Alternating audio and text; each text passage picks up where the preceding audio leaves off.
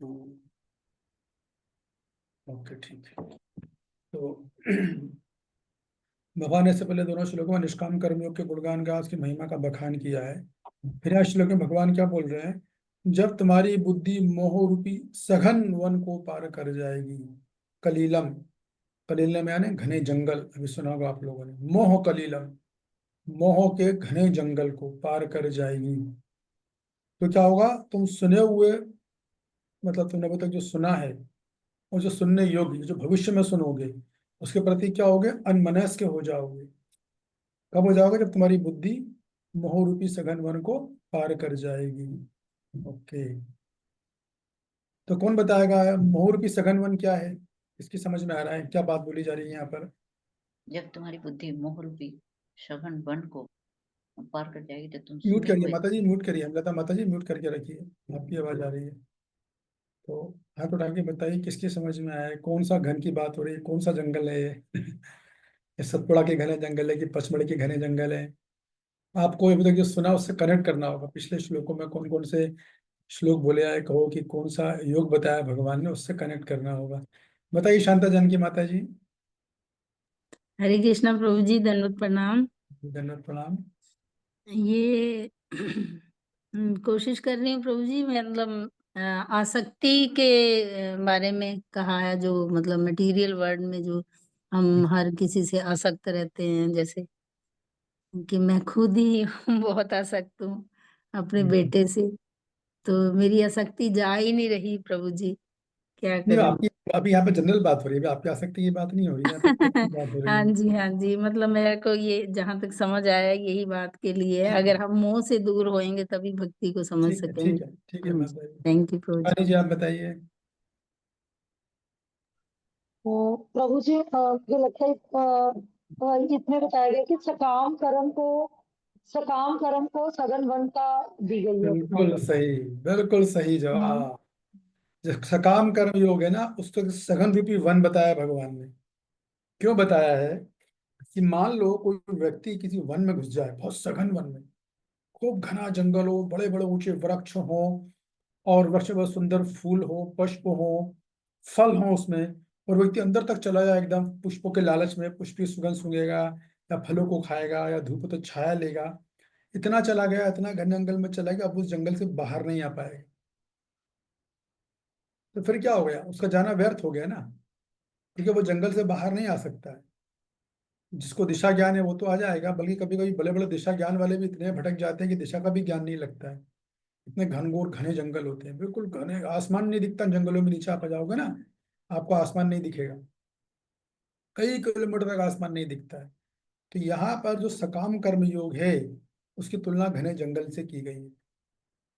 जिस प्रकार के घने जंगल में तरह तरह के सुगंधित पुष्प हो सकते हैं, फल हो सकते हैं, फूल हो सकते हैं, है ना, उसी प्रकार जो सकाम कर्मों में तरह तरह के लुभावने ऑफर दिए गए हैं इंद्रिय तृप्ति के लिए। जिस इंद्रिय तृप्ति करनी उसके लिए वो यज्ञ बताया गया है, जो आपकी इच्छा पूर्ति करना वो आप यज्ञ से कर लो। तो अगर वो तुम करोगे तो तुम फंस जाता है आदमी, में जाके सकाम कर्म जब कर्मकांडी बन गया एक बार, फंस जाता है, मतलब वो जन्म मृत्यु के चक्कर से बाहर नहीं आ पाएगा। तो भगवान ये बोल रहे हैं, अगर तुमने क्या किया, अगर तुम सकाम कर्म करोगे या अगर तुम निष्काम कर्म योग सुन भी रहे हो, जो मैंने बताया है अभी, तो क्या होगा? तुम इस सघन काम सकाम रूपी सघन वन को पार कर जाएगी तुम्हारी बुद्धि। पर आज तक तुमने जो सकाम कर्म के कर्म कांड के बारे में सुना है, उसके प्रति तुम निष्क्रिय हो जाओगे, अनमनस्क हो जाओगे, उदासीन हो जाओगे। और यहाँ तक कि निष्काम कर्म योग करने के बाद भी, या वैष्णव सिद्धांत से देखें तो भक्ति योग करने के बाद भी तुम्हें सकाम कर्म के बारे में और भी कुछ सुनने को मिलेगा, कोई नया विधि सुनने को मिलेगी, तो भी तुम उदासीन रहोगे, अनमनस्क रहोगे, मतलब सकाम करने पर तुम अक्रियाशील हो जाओगे, कोई रुचि नहीं रहेगी तुम्हारी सकाम कर्म को करने की। ये बोल रहे हैं भगवान। ये जो है ये महिमा है इसकी, तुम्हारे अंदर विरक्ति, निर्वेदम, तुम विरक्त हो जाओगे, किससे? सकाम कर्मों के फल से विरक्त हो जाओगे तुम, सकाम कर्म से, सकाम से, सकाम कर्मयोग से विरक्त हो जाओगे, इस बात को बोला जा रहा है। तात्पर्य, प्रभु जी मैं रीड तात्पर्य करूं? पढ़िए। तात्पर्य जगद्गुरु श्रील प्रभुपाद द्वारा। श्रील प्रभुपाद की जय। भगवत भक्तों के जीवन में ऐसे अनेक उदाहरण प्राप्त हैं जिन्हें भगवत भक्ति के कारण वैदिक कर्म कांड से विरक्ति हो गई। हम मनुष्य श्री कृष्ण को तथा उनके साथ अपने संबंध को वास्तव के रूप में समझ लेता है तो वह सकाम कर्मों के अनुष्ठानों के प्रति पूर्णतया अन्य मनस्क हो एक जाता है। मिनट एक मिनट रुक जाइए। देखिए, मैंने फिर बताया ना कि भगवान ने तो निष्काम कर्म योग बोला है, वो प्रभावी तात्पर्य में फिर भक्ति योग की बातें कर रहे हैं। तो गुरुपाद जी भी यही बोल रहे थे कि भाई भगवत भक्ति भी इतनी महान है, भगवत भक्ति भी जो करता है ना उसको नए तरह के कर्म कांडों से विरक्ति हो जाती है। बस सही बात भी है। कई तरह के कर्मकांडी लोग होते हैं, इस्कॉन में आते हैं, भक्ति करते हैं, या कई लोग ब्राह्मण परिवार से आते हैं जो कर्मकांडी परिवार से आए थे, लेकिन जब भक्ति करते हैं तो उनके सकाम कर्मों में यज्ञ इत्यादि करने में कुछ रुचि नहीं रह जाती, क्योंकि भक्ति में जो कुछ आवश्यक है भगवान स्वतः ही दे देते हैं, आपको मांगना भी नहीं पड़ता है। तो भगवान ने फिर वही भक्ति योग का बखान किया है। भगवान जो है निष्काम कर्म योग का बखान कर रहे हैं। आगे प्रभुपाद जी और बताएंगे कितना महान है ये भक्ति योग। हाँ जी, पढ़िए।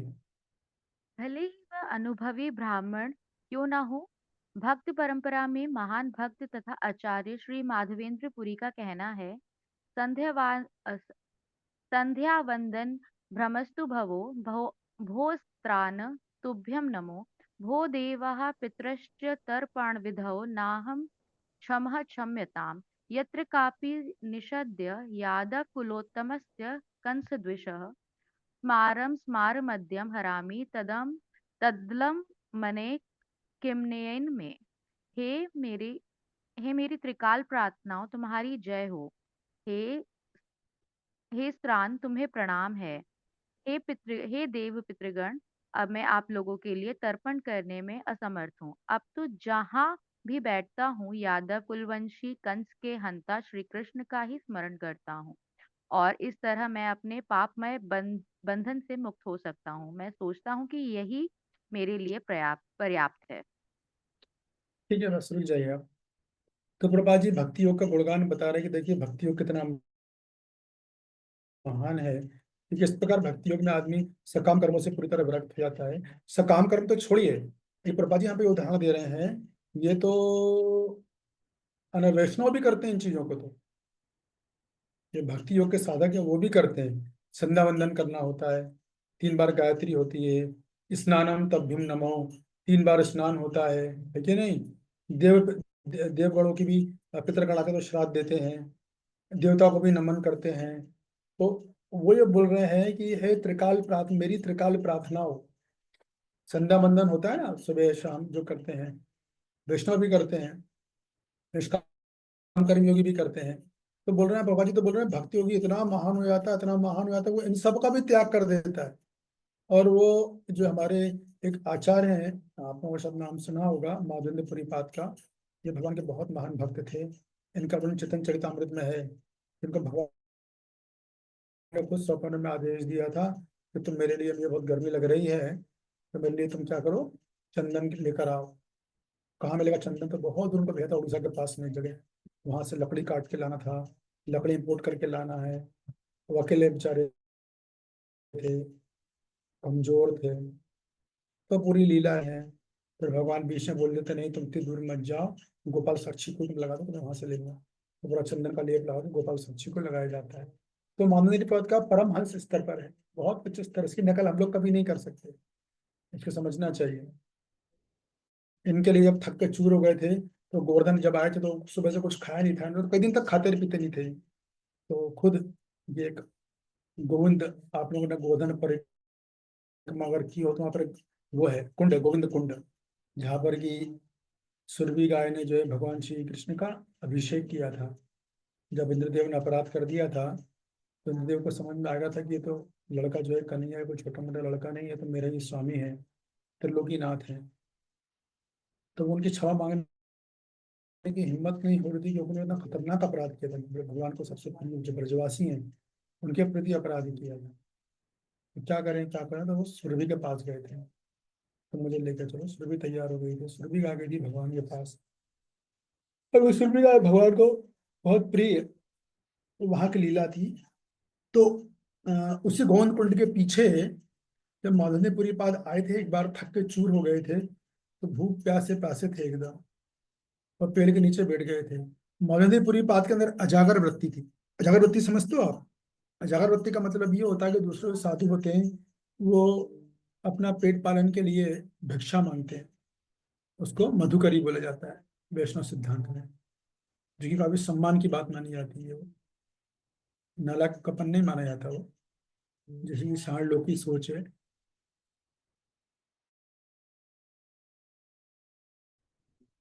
लेकिन माधवपुरी पाद का नियम था, किसी से मांगते नहीं थे। इनका ये नियम था कि जो यदि भगवान ने जो किसी व्यक्ति को प्रेरणा दी, जो मुझे लाकर दे दिया वो मैं ग्रहण कर लूंगा, जो ही मुझे लाकर दे दिया, नहीं लाया तो उतने दिन भूखे रहते थे। ऐसा था इनका, इनको भगवान पे इतना विश्वास था। तो गोधन की तलहटी में नीचे बैठे थे, गोंद कुंड के पीछे के हरे चूर, और फिर आप एक बालक आया, बोला, ए बाबा तुम कहाँ कहाँ घूम रहे हो? और बोला कि तुम थक गए होगे, दूध पी लो। तो मैंने वो दूध पिया। दूध बहुत स्वादिष्ट, सुगंधित, अद्भुत शक्ति वाला था। तो दूध पीते में अधिक शक्ति आ गई, संचार हो गया एकदम, उनके इंद्रिय में सब में ताकत आ गई, शरीर में बल आ गया, बुद्धि मन एकदम सक्रिय हो गया। तो समझ गए कि अरे ये तो कोई और लड़का नहीं है, सहा लड़का नहीं, तो कोई नंद का लाला था, ये आया था मेरे पास। तो वो स्तर है उनका, जिनके भगवान खुद आके भूख लग रही है दूध दे रहे हैं। अभी हम लोग मांगे कि हमने खाया, भगवान ला के दे तो कुछ नहीं होने वाला है। हम भूखे मर जाएंगे, भगवान ला के भी नहीं देंगे। हम उनकी नकल नहीं कर सकते। ये सिद्धांत यहाँ बताया जा रहा है कि उस स्तर के भक्त परमहंस जो थे, उस स्तर के जो भक्त थे, वो इनको नमन कर रहे हैं, संध्या वंदन को, कि तुमको प्रणाम हो, स्नान तुम्हें प्रणाम हो, देवव्रत तुम्हें प्रणाम हो, क्योंकि अब मैं आपकी सेवा करने में असमर्थ हूँ। मतलब वो तीनों प्रार्थनाएं जो होती हैं दिन में 3 बार, त्रिसंध्या होती है ना, ध्यान सुबह यशस त्रिसंध्याम वंदे गुरु श्री चरणारविंदम। तो त्रिसंध्या को उन्होंने नकार दिया, स्नान करने को नकार दिया है, पितृगणों का श्राद्ध करने को नकार दिया है, देवताओं का पूजन को नकार दिया है। तो क्यों कर दिया? क्योंकि मैं लगातार 24 घंटे बिना किसी डिस्टरबेंस के बस भगवान श्री कृष्ण का स्मरण करता हूँ और अपने पाप में बंधन से मुक्त हो जाता हूँ, मेरे लिए यही काफी है। तो हम उनकी नकल नहीं कर सकते, लेकिन मुद्दा यह है कि बताया जा रहा है कि भक्ति योग भी इतना पावरफुल है। प्रभुपाद जी बोल रहे हो, आदमी इस स्तर पे पहुंच जाता है। क्या आप सकाम कर्म की बात कर रहे हो? अरे निष्काम कर्म को लोग जो कार्य करते हैं ना, वही भक्त उसको भी नकार देते हैं, उनको भी नमन कर देते हैं कि माफ कीजिएगा, क्षमा कीजिएगा, मैं नहीं कर पाऊंगा। तो ये मतलब बहुत बड़ी बात है। तो प्रभुपाद जी ने एक्सट्रीम उदाहरण दिया है महेंद्र पुरी पाद का। आगे बढ़िए तात्पर्य। रस में तथा अनुष्ठान यथा हाँ, त्रिकाल अब संध्या। आवाज नहीं आ रही? हरे आवाज आ रही, कृष्णा। मेरा बहुत ही ज्यादा स्लो पढ़ रहे हो।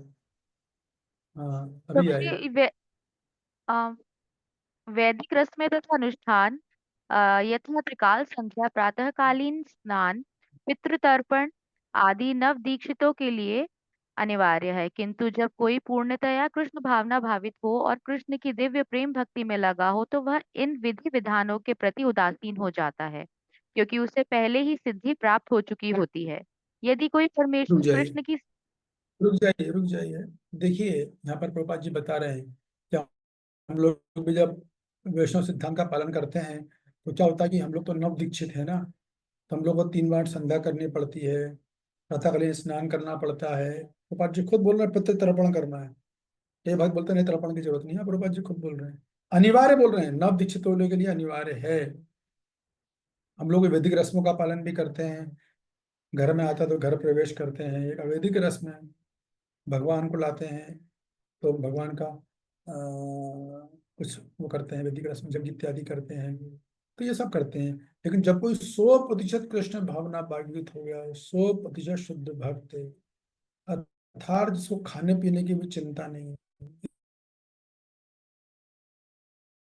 इतना चिंतन में लगा है, भगवान की कर रहा है, खाना नहीं मिल रहा तो भी वो रात भर चिंतन कर रहा है, इतना सब कुछ कर रहा है, इतना इस स्तर पे है वो शरीर की चेतना को पार कर गया है और पूरी तरह से अपने चित्त को भगवान के दर्पण में 24 घंटे लगातार बिना किसी विक्षेप के लगाया हुआ है। 24/7 बहुत हाई स्तर होता है, इसको बोलते हैं परमहंस का स्तर। ऐसा वो लग जाता है तब जाके वो विधि विधानों का त्याग कर सकता है, नहीं तो जो भी विधि विधान है भक्ति के वो सब करने होते हैं। इस स्तर के भक्त को भगवान को भोग लगा के खाने की जरूरत भी नहीं है। उनका चिंतन इतना गहरा है कि वो जो भी खा लेंगे अपना भोग लगा हुआ हो, वो चिंतन से भोग लगा लेते हैं, इतना उनका हाई स्तर होता है। तो हमें उसकी नकल नहीं करनी चाहिए, हमें जिससे हमें बस इस बात को समझना कि भक्ति इतनी महान है कि जो साधक सिद्ध बन गया हो, सिद्ध अवस्था है वैसे ही, जो उस स्तर पे पहुंच गया हो, अगर निष्काम कर्म योग से बोलेंगे तो आत्मज्ञान के स्तर पे इसने साक्षात्कार कर लिया। ठीक है। और भक्ति की दृष्टि से बोलेंगे जीवन मुक्त अवस्था, जो शरीर में बस है लेकिन वो शारीरिक चेतना में नहीं है, बल्कि कृष्ण भक्तिमय चेतना में है वो। ऐसे स्तर पर जब व्यक्ति चले जाता है या वो भगवान की दिव्य प्रेमा भक्ति में लग जाता है, तब उसको कुछ करने की जरूरत नहीं होती ना वर्ण, फिर वो वर्ण और आश्रम की ड्यूटी से भी बाहर होता है, फिर उसको वर्ण आश्रम में कोई ड्यूटी करने की जरूरत नहीं, क्योंकि निष्काम कर्मों में की जाती है ना, ब्राह्मण क्षत्रिय वैश्य शूद्र, सब कुछ अनिवार्य नहीं है उसमें, क्योंकि पूरी तरह कृष्ण भावना भावित हो गया है और अप्रति यातना सुप्रसिद्धति भजन कर रहा है, वो निरंतर करता है बिना किसी ब्रेक के, उसका चित्त लगातार लगा रहता है, इतना लगा कि उसे खाने पीने सोने का भी सुध नहीं है। हमारा तो अभी हिसाब किताब को टाइम टेबल से चलता है, इतने खाना है, इतने बजे सोना है। एकादशी का व्रत रखने में ही कई कई भक्तों को दिक्कत आ जाती है। और इतना त्रयोदशी थी, उसमें कभी कभी परेशानी आती है, 12 बजे तक भूखा रहना पड़ेगा, पेट में गैस बन रही है, कब बन रहा है, वात बन रहा है, होता है, ऐसा नहीं है नहीं होता, होता है। ये कलयुग का बॉडी है, कलयुग का खाना है, तो शरीर का असर तो पड़ता है। कहने का मतलब है कि हमको उनकी नकल नहीं करनी चाहिए, ये बात है।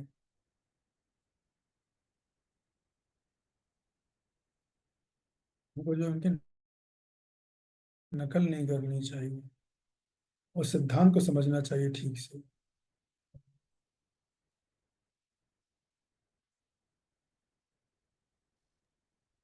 तो व्यक्ति उदासीन हो जाता है क्योंकि उसे पहले से ही सिद्धि प्राप्त हो चुकी है। मैंने कहा था ना सिद्ध अवस्था है ये।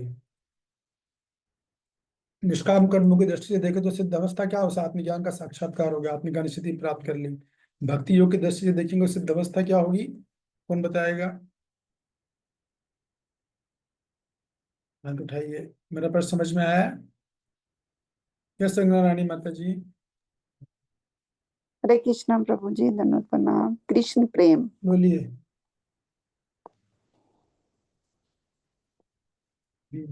हाँ सही बोला आपने। और निष्काम कर्मियों की सिद्ध अवस्था,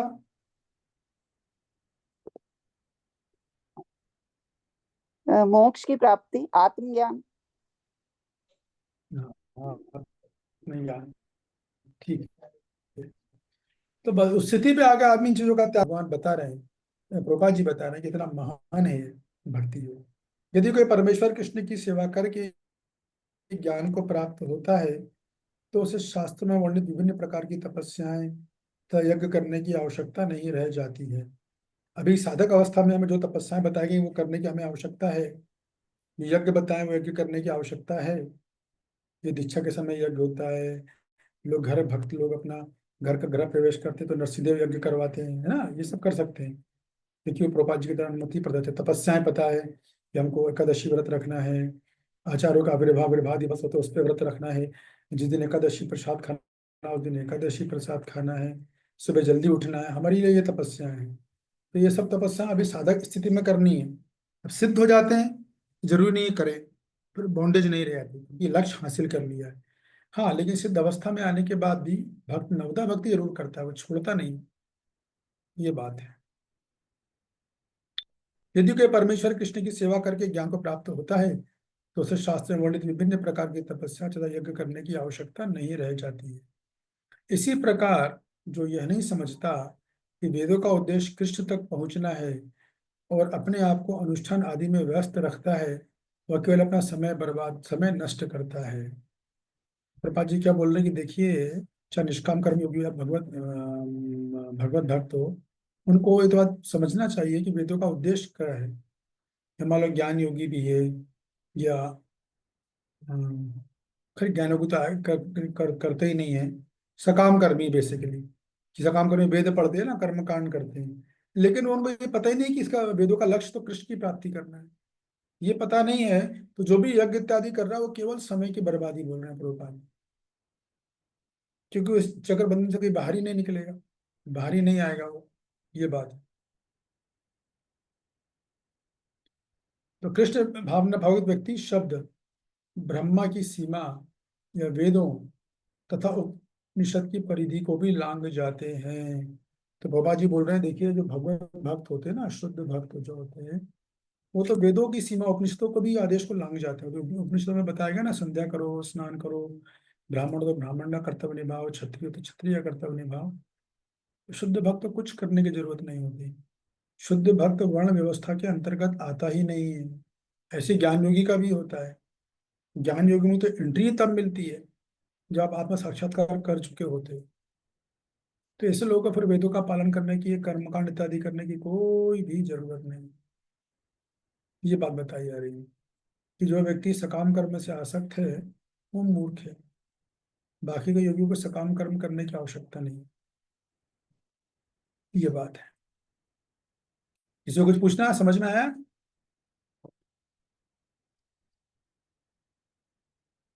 तो कुल मिला के प्रभुपाद जी क्या बोल रहे हैं अपने तात्पर्य में, कि व्यक्ति को कृष्ण भावना में स्थिर होना चाहिए, और वो इतना स्थिर हो जाता है कि वेदों के कर्म कांड जो है ना, उनके प्रति अनमनस्क हो जाता है, उदासीन हो जाता है। और प्रभुपाद जी ने तात्पर्य में किसका उदाहरण दिया है, कौन बताएगा?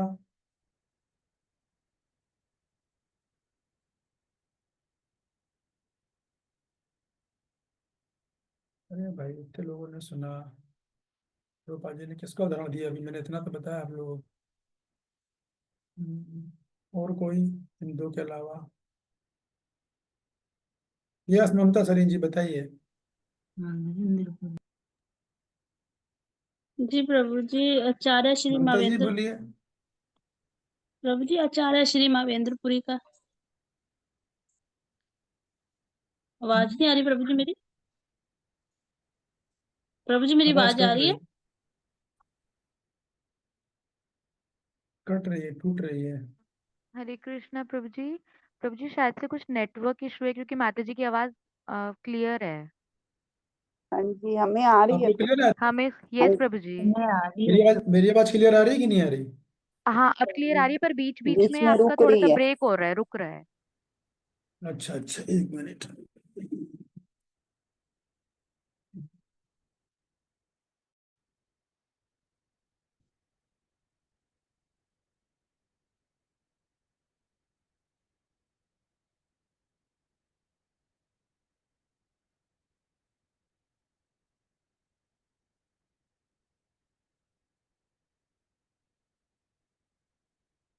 देखिए अब शायद इम्प्रूव हो जाएगा। हरे कृष्णा कृष्ण कृष्ण हरे हरे, हरे राम राम राम हरे हरे। यस नीता जी बताइए, आपने हाथ उठाया। हाँ जी, हरे कृष्णा प्रभु जी, दोनों प्रणाम। आचार्य श्री माधवेंद्र पुरी जी महाराज। हाँ, उनका उदाहरण दिया है उन्होंने, कि वो इस स्तर पे थे कि उनको ऐसा वेदों के कर्मकांड की कोई आवश्यकता नहीं थी। ये बात है, इसको बताया गया है। तो प्रभु जी ने इसी बात को बताया, भक्ति की महिमा का, भक्ति योग की महिमा का बखान किया है। ठीक है, अगला श्लोक तनु माता जी आप पढ़ोगे? यस प्रभु जी। श्रुति विप्रतिपन्ना ते यदा स्थास्यति निश्चला, समाधावचला बुद्धि स्थिता योगामवाप्स्यसि। श्रुति वैदिक ज्ञान के विप्रतिपन्ना कर्म फलों से प्रभावित हुए बिना ते तुम्हारा यदा जब स्थायति स्थिर हो जाएगा, निश्चला एकनिष्ठ समाधो दिव्य चेतना या कृष्ण भावनामृत में अचला स्थिर बुद्धि बुद्धि तदा तब योगम आत्म साक्षात्कार अवापस्यसि तुम प्राप्त करोगे। जब तुम्हारा मन वेदों की अलंकारमयी भाषा से विचलित ना हो और वह आत्म साक्षात की समाधि में स्थिर हो जाए, तब तुम्हें दिव्य चेतना प्राप्त हो जाएगी। तो भगवान अर्जुन को यही बोल रहे हैं कि देखो अर्जुन क्या करो, फिर देखो आप देखा ना, आत्म साक्षात्कार की समाधि में स्थिर हो जाए, आत्म साक्षात्कार की समाधि में। फिर कौन सा योग है ये? कौन हाथ उठा के बताएगा? भगवान कौन से योग की बात कर रहे हैं? तब तुम्हें दिव्य चेतना। बाकी लोगों को समझ में नहीं आ रहा क्या? कृष्ण भाव और कोई नहीं है क्या? दीपिका जी, आत्मा आपको समझ में आ रहा है भगवान कौन सा योग बोल रहे हैं निष्काम कर्म योग से?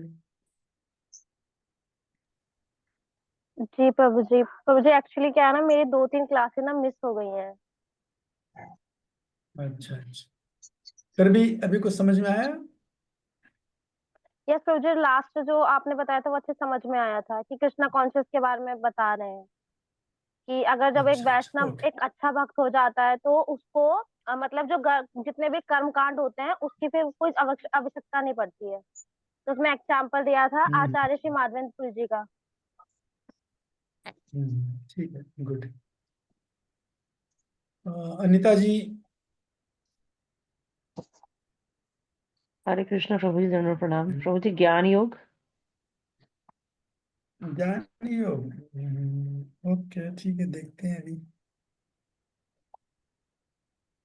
मैं आपको इसलिए ऐसा कर रहा हूँ ताकि आप लोग को समझ में आ जाए, है जब तुम्हारा मन ना? वेदों की अलंकारमयी कौन भाषा सा से द्वारकाधीश प्रभु तो अभी आए तो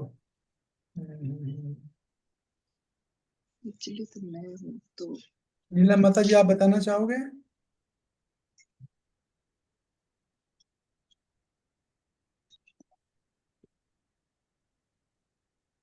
ठीक है, शांति जानकी माता जी आप बताइए। हरे कृष्ण प्रभु जी। ध्यान योग हो सकता है। ध्यान योग? ध्यान योग तभी पहुंचे ही नहीं है, ध्यान योग तभी दूर में है। ठीक है, फिर आपने ट्राई ट्राई किया, अच्छी बात है। यस, कांता देवी दासी जी बताइए। हरे कृष्ण प्रभु जी। हरे प्रभु जी, कृष्णा। अष्टांग योग लग रहा है 4 जो उसमें बताया 100% चित्त शुद्धि होती है प्रभु जी इसमें। नहीं नहीं, वो अभी तो वहां पहुंचे ही नहीं है, अभी तो वहां आई बात ही नहीं आई है। ठीक है, शिवानी जी। प्रभु जी आत्म साक्षात्कार निष्काम कर्म योग। हाँ, सिंपल है। आप लोग साधन और साध्य नहीं समझ रहे, इसका मतलब शादी से समझ में आ गया। आत्म साक्षात मतलब है निष्काम कर्म योग, उसी की तो चर्चा चल रही है ना, पूरा सेक्शन ही वही चल रहा है। हमने कितनी बार बोला है कि दूसरे अध्याय का 53वें श्लोक तक निष्काम कर्म योग चलेगा। तो भगवान ये बोल रहे हैं कि देखो, जब तुम वेदों में क्या है, वेदों की जो भाषा है ना बड़ी आकर्षक है, बड़े अलंकारित अलंकृत करके बोला गया है कि आदमी जो है सुन के ललचा जाता है सकाम कर्म की। तो बोल रहे हैं जब तुम्हारा मन इस सकाम कर्म में जो ललचाई भाषा है उससे विचलित नहीं होगा और तुम आत्म साक्षात्कार की स्थिति को प्राप्त कर लोगे। किससे? निष्काम कर्म योग से।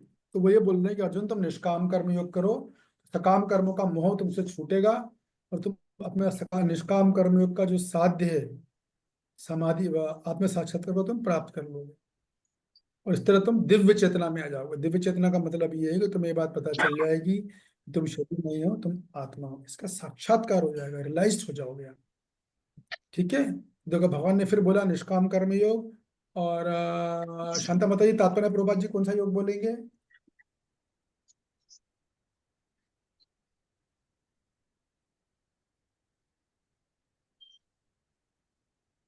कैसे नीता जी? एकदम ज्ञान।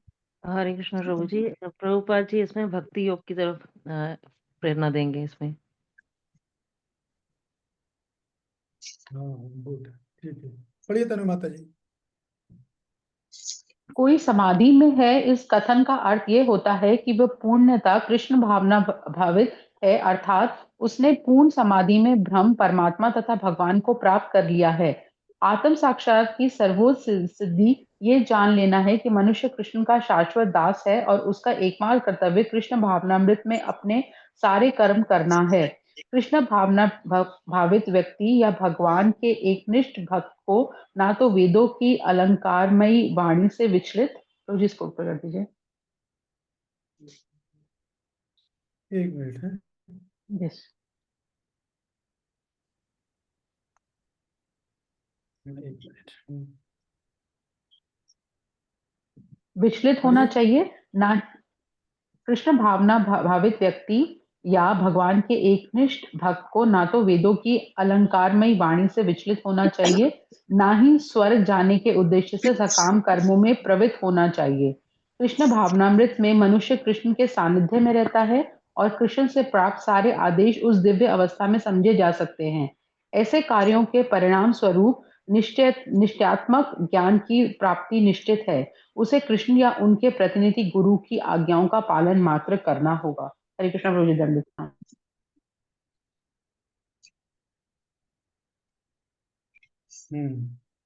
हरे कृष्णा कृष्ण कृष्ण हरे हरे, हरे राम राम राम हरे हरे। मेरी आवाज आ रही ना आप लोगों को अभी? जी यस प्रभु जी। नहीं, लेकिन मुझे क्यों आप लोग की आवाज टूटती हुई आ रही है सबकी? खैर, तो देखिए, भगवान ने बोला निष्काम करे हुए प्रभुपाद जी, तो आपको पता है प्रभुपाद जी एक विशेष मूड है, एक विशेष भाव है उनका। तो वो तो ये चाहते हैं कि भाई सब लोग जो है भक्ति योग को ही ग्रहण कर लें। तो प्रभुपाद जी ने सीधा बोल दिया कि देखो, जो व्यक्ति पूरी तरह समाधि में होता है, कौन सी समाधि में? अष्टांग योग से भी समाधि में जाता है आदमी, और भक्ति योग से भी जाता है। तो समाधि का मतलब है कि अपनी मन और इंद्रियों को पूरी तरह भगवान में समर्पित कर देना, पूरी तरह से, totally unaware of the surroundings. आसपास रहा है, कौन आया कौन गया है, किसने क्या बोला, कौन क्या बोल रहा है, कौन क्या कर रहा है, उसमें बिल्कुल चेतना नहीं होती। उसे बोलते हैं गहन समाधि। पूरी तरह मग्न रहता है एकदम भगवान की गुण में, रूप में, लीला में। लीला में, रूप समझते, लीला में जाते थे, लीला का दर्शन करते थे आंखें बंद करके, स्पिरिचुअल वर्ल्ड में कौन सी लीला चल रही है। तो कृष्ण भावना समाधि ऐसी होती है। आस्था योग की समाधि में भगवान परमात्मा के अंदर दर्शन करता है, हृदय में, जब वो सिद्ध हो जाता है तब, उससे पहले नहीं करता। और आपको शायद बात पता भी हो कि ज्ञान योग भी सब लगाते हैं, लेकिन वो हृदय में ब्रह्म ज्योति के ऊपर वो मेडिटेट करते हैं। तो इस तरीके से तरह तरह की समाधियां होती है हर योग में। तो भक्ति योग में समाधि का तो सीधा मतलब ये है कि सीधे भगवान राधा कृष्ण की लीला में भाग ले लें। और ये क्या लिखा है, प्रभुपाद जी बोलते हैं, आत्म साक्षात्कार की सर्वोच्च सिद्धि यह जान लेना है, मनुष्य कृष्ण का शाश्वत दास है, उसका एकमात्र कर्तव्य कृष्ण भावनावत में कर्म करना है। तो प्रभुपाद जी बोल रहे हैं कि भाई देखो, ठीक है, निष्काम कर्मों वाले आत्म साक्षात्कार तो करते हैं, मगर उसमें वो क्या साक्षात्कार करते हैं? बस यही करते हैं ना कि मैं शरीर नहीं, मैं आत्मा हूँ। उसके बाद आगे क्या करना है? उससे आगे होता ही नहीं है। कि कृष्ण भक्त जब उस स्तर पे आता है तो सीधा समझ जाता है कि भगवान जो है मेरे स्वामी और मैं उनका दास हूँ, हरे मन से, कृष्णा प्रभु वाणी से। जी। हाँ जी। प्रभु जी, आपकी वॉइस बहुत ब्रेक हो रही है इन बिटवीन। वॉइस ब्रेक हो रही है भाई, क्या बात है आज? प्रभु जी हमें तो आ रही है। आपको आ रही है? नहीं काली प्रभु जी, माता जी, मुझे आपको भी आ नहीं रही आ है? रही। जी ब्रेक हो प्रभु जी रही आ है। रही है। बीच बीच में ब्रेक होती है, जिन जिन को आ बीच रही बीच में ब्रेक है। है, जिन जिन को आ रही है वो हैंड रेस कर ले। जिन जिन को मेरी आवाज आ रही है ना, आप अपना हैंड रेस कर लो, वॉइस आ रही है पर पता चल ब्रेक जाएगा हो रही कितने है, लोग। बीच बीच में कट हो रही है। कट हो रही है बट थोड़ी सी बीच बीच। अभी आप लोग बोलिए नहीं, बस आप हैंड रेस कीजिए, जिसको आ रही है वो हैंड रेस कर लीजिए, दैट्स ऑल। तो 4 लोगों को आ रही है, ममता, सलीन, अनीता जी है, शांता की माता जी है, द्वारकाधीश प्रभु है, प्रीति जी है, तनु माता जी है। इतने लोगों को भाई आवाज आ रही है मेरी। तो बाकी पर आप लोग देखिए, क्योंकि मुझे लग रहा है कि यहाँ से मेरा कनेक्शन बिल्कुल सही दिखा रहा है एकदम। वो होता है, कभी कभी इंटरनेट है, कुछ कह नहीं सकते अपन, नहीं तो इंटरनेट कब धोखा दे जाए इसकी कोई गारंटी नहीं होती है। तो इतने लोगों को तो आवाज आ रही है, 6-7 50% लोगों को आवाज आ रही है, 50% लोगों को नहीं आ रही है। मैं कुछ प्रभु लोग जी बेसिक मुझे लोग भी आ ट्रेनिंग रही। कर रहे हैं। हाँ, आपको भी आ रही है, नीलम माता जी को, ठीक है। तो फिर आप जितना सुन सके सुन लीजिए, बाकी रिकॉर्डिंग में सुन लीजिए, क्योंकि मैंने अपना सब सिस्टम देख लिया, सब कर लिया, अभी तो मुझे तो यहाँ से वो सही दिख रहा है एकदम। ये मुझे पता नहीं भाई क्या होता है, यही कंपनी है।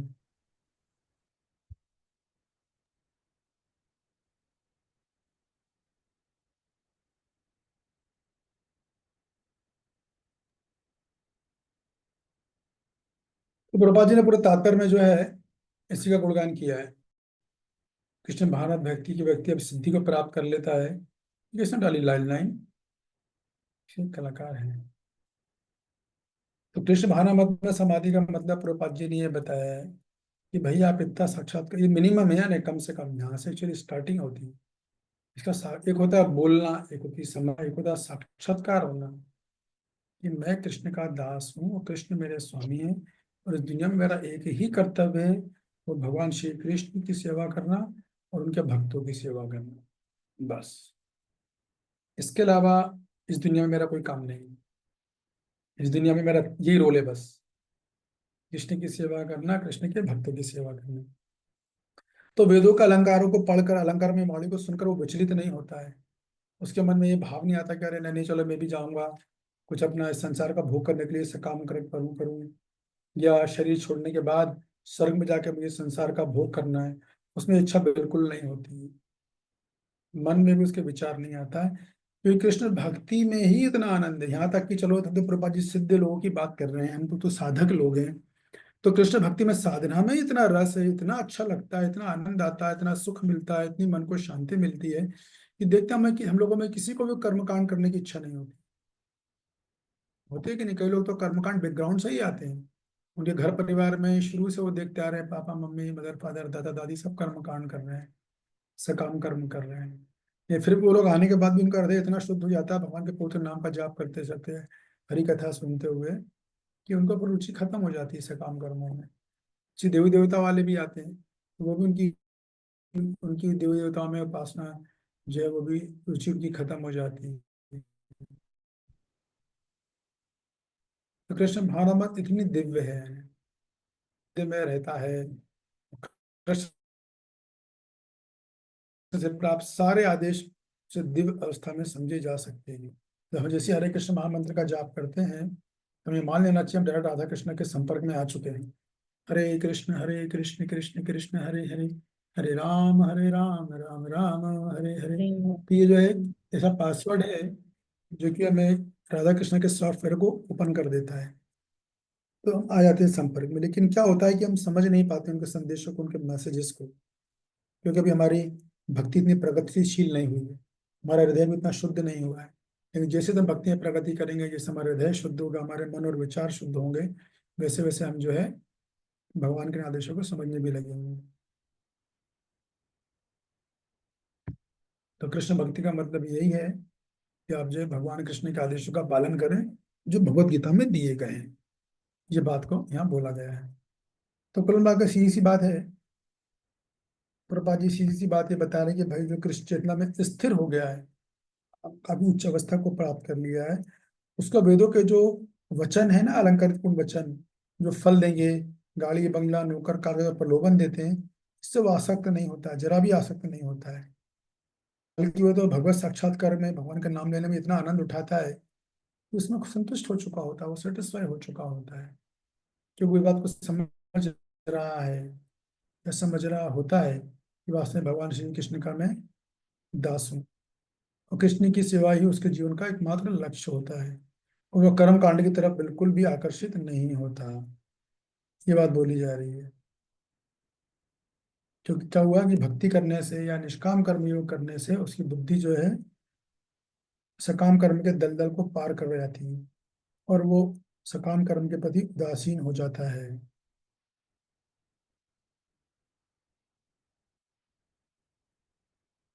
तो कुल मिलाकर भगवान सीधी सी बात बता रहे हैं, बुद्धि बुद्धि शब्द है ना, कि भाई बुद्धि योग जो करता है, बुद्धि योग करने से व्यक्ति वेदों में जो कर्मकांडी विभाग है, उनमें जो आदेश दिए गए हैं, जो इच्छा पूर्ति के लिए चीजें यज्ञ इत्यादि बताए गए हैं, उससे वो ऊपर उठ जाता है, क्योंकि वो अपने कर्म के फल को क्या करता है, भगवान को अर्पित करता है, निष्काम कर्म करता है। इसी प्रकार भक्ति योगी भी है, मैंने बताया था आपको कि निष्काम कर्म में भक्ति योग में काफी समानताएं हैं। भक्ति योग में जब भक्ति में लगता है तो निष्काम कर्म के प्रति ऐसा कुछ आकर्षण था, आसक्ति थी, वो भी बहुत जल्दी समाप्त हो जाती है और पूरी तरह फिर कर्म कांड को छोड़कर भक्ति में स्थिर हो जाता है। ये बात है।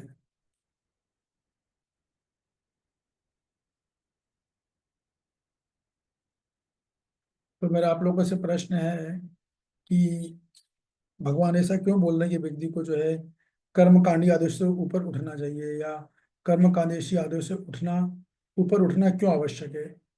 कौन बताएगा इसका उत्तर? सिंपल क्वेश्चन है एकदम ये।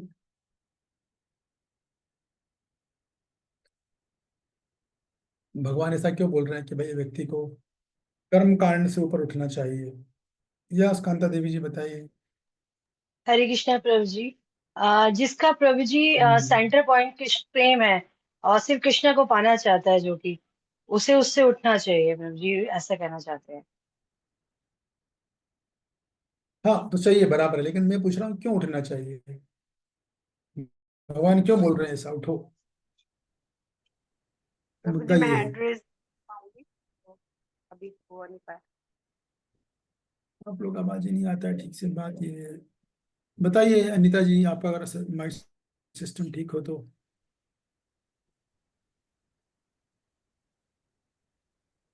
शिवानी जी आप बोलिए। प्रभु जी अगर हम ऐसे काम कर्मों से ऊपर नहीं उठेंगे, भगवान इसलिए कहते हैं कि नहीं तो फिर हम कर्म बंधन में ही पड़े रहेंगे। पाप पुण्य के कर्म बंधन में ही पड़े रहेंगे, ऊपर उठ ही नहीं हाँ सकेंगे, इसलिए ये भगवान बात है। कहते हैं। तो हम वही बात है कि भाई ये भगवान इसलिए उठने का बोल रहे हैं कि सकाम कर्म को छोड़ो, नहीं तो तुम जन्म मृत्यु के चक्र से ऊपर नहीं उठ पाओगे। तुम बुद्धि योग करो या भक्ति योग करो, लेकिन उठ जाओ, नहीं तुम जन्म मृत्यु के चक्कर में हमेशा फंसे रहोगे। है कि नहीं? ये बात है। मुद्दा केवल ये, इसी बात को समझाया जा रहा है यहाँ पर, और कुछ नहीं है।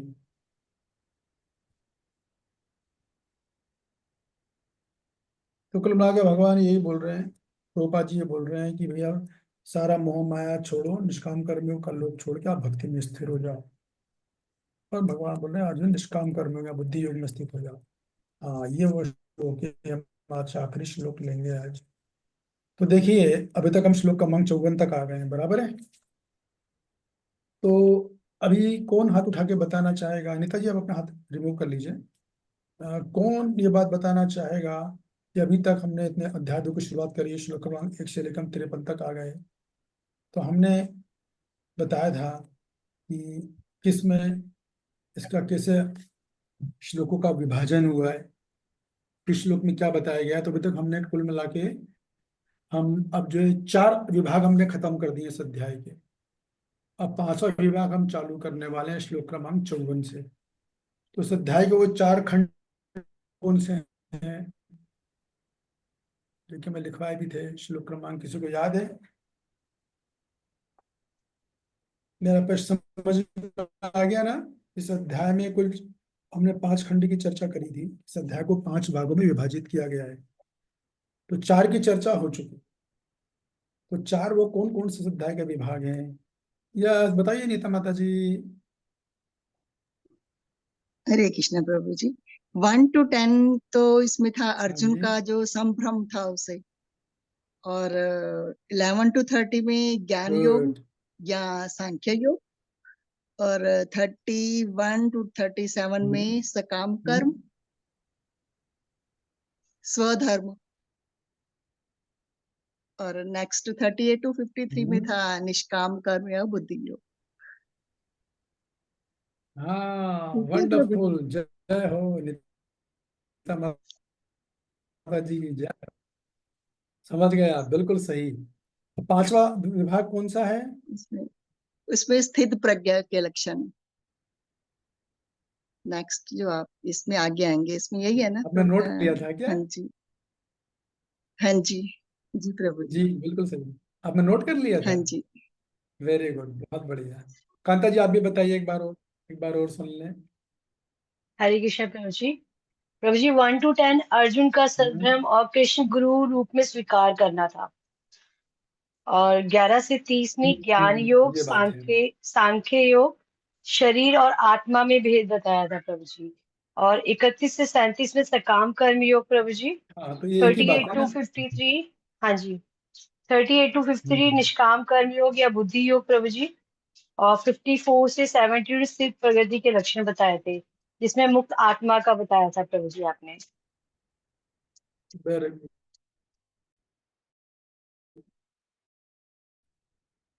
हाथ रिमूव कर लीजिए। और कौन बताना चाहेगा?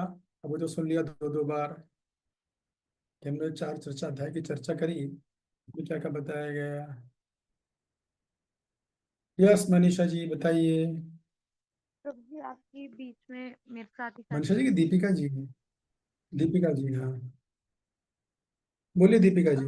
हरे हरे हाँ कृष्णा किसने प्रभु हाथ जी। जी उठाया? प्रभु जी। हाँ प्रभु जी, दोनों ने उठाया था, पहले हाँ जी। मैंने फिर मनीषा माता जी ने। हाँ जी, प्रभु जी आवाज आवाज अच्छा आ रही है? अच्छा आ रही है, आ रही है। जी प्रभु जी। प्रभु जी जो खंड 1 था उसमें 1 से 10 तक अर्जुन की कंफ्यूजन के बारे में था, और जो कृष्ण को गुरु एक्सेप्ट किया था अर्जुन ने। और जो दूसरा खंड था वो 11वें से 30 तक था, उसमें हमने ज्ञान योग सांख्य योग के बारे में पढ़ा था। और जो तीसरा खंड था 31 से 37 में सकाम कर्म योग और स्वधर्म योग के बारे में पढ़ा था। और जो हमारा फोर्थ खंड है जो अभी हमारा चल रहा है 38 टू 53 में बुद्धि योग और निष्काम कर्म योग। और जो लास्ट हम पढ़ने वाले हैं 54 टू 72 में हम मुक्त आत्मा के बारे में प्रभु जी पढ़ेंगे। जी प्रभु जी, हाँ इतना गुड। समझ में आया प्रभु जी। बहुत बढ़िया, वेरी गुड। मनीषा जी आप भी बोलिए ताकि और भक्तों को भी एक बार और क्लियर हो जाए। यस प्रभु जी। प्रभु जी अध्याय 2 का सबसे पहले 1 से 10 तक आवाज श्लोक में बहुत अर्जुन। सुनाती है मनीषा जी आप। हरे कृष्णा प्रभु जी, अभी भी फ्लो आ रही है? हाँ ऐसे ही रखो, अभी सही है आपकी भाई, ऐसे स्टे करो ना आप, आवाज को एयरफोन से बोलते हो ना आप, यस तो प्रभु जी। उसको आप अपने थोड़ा पास में लाए, आप ठीक है, मुख में लाए, पास मैं में ध्यान लाए, आप रखूंगी। देखें ऐसे अभी ठीक आ रहा है। यस प्रभु जी, मैं ध्यान रखूंगी। अध्याय 2 का 1 से 10 श्लोक में अर्जुन का कंफ्यूजन संभ्रम और कृष्ण को उन्होंने गुरु रूप में स्वीकार किया है। 11 टू 30 में आत्मज्ञान सांख्य योग के बारे में चर्चा हुई थी। उसके बाद 31 टू 37 में सकाम कर्म योग के बारे में चर्चा हुई है। देन 38 टू 53 निष्काम कर्म योग या उसको बुद्धि योग भी कहेंगे। और अब जो चर्चा होगी 54 टू 72 वो स्थित प्रज्ञ मुक्त आत्मा के लक्षणों के बारे में। यस वेरी गुड, बहुत बढ़िया। अब देखिए ये श्लोक जो 54 नंबर बड़ा महत्वपूर्ण श्लोक है, ये इसको बड़ा अच्छे से समझने की जरूरत है, ठीक है ना। तो देखिए मैं आपको पढ़ने से पहले बता दूं कि इस श्लोक में ऐसा आप लोग बोलो या मुक्त आत्मा बोलो या जीवन मुक्त अवस्था बोलो, उसके बारे में जानकारी दी जा रही है। लेकिन सबसे पहले ये समझना होगा कि स्थित प्रज्ञ किसको कहते हैं। कौन बताना चाहेगा स्थित प्रज्ञ? हाथ उठाइएगा, डायरेक्ट नहीं बोलिएगा। स्थित प्रज्ञ किसको कहते हैं? यश शिवानी जी।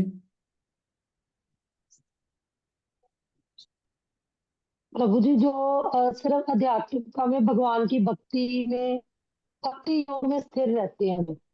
हम्म, हरे कृष्णा प्रभु जी। हाँ फिर से आवाज आ बोलिए। रही है? जो बोलिए। भक्ति योग में स्थिर रहते हैं।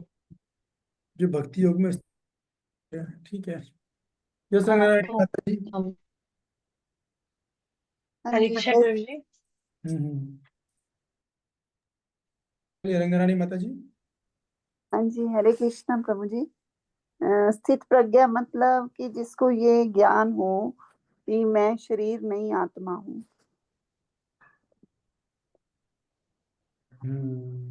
Okay good. और कांता जी आप भी बोल रहे हो क्या? स्थित प्रज्ञा का मतलब है?